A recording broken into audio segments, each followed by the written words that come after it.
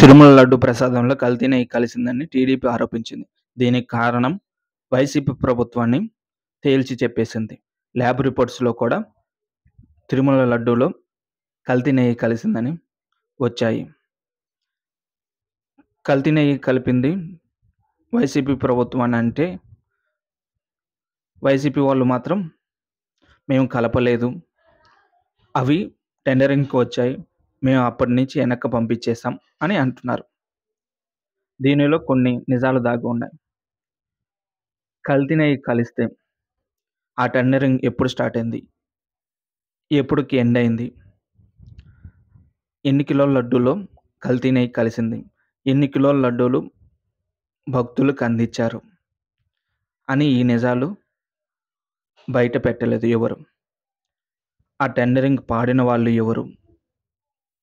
ఎంతకు పాడుకున్నారు? దీనికి లంచాలు ఏమన్నా తీసుకున్నారా?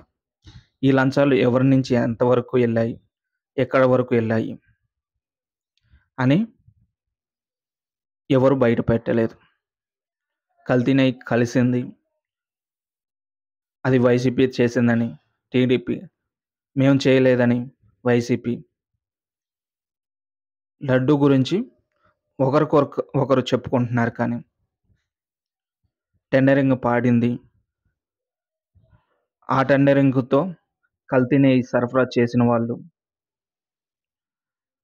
ఎప్పుడు, ఎవరు సహాయం చేశారు ఆ కల్తీ నెయ్యికి అనే విషయాలు గోప్యంగా ఉంచారు. మరెందుకో తెలీదు. ఇలాంటి సందేహం మీకు కూడా ఉంటే తప్పకుండా కామెంట్ చేయండి.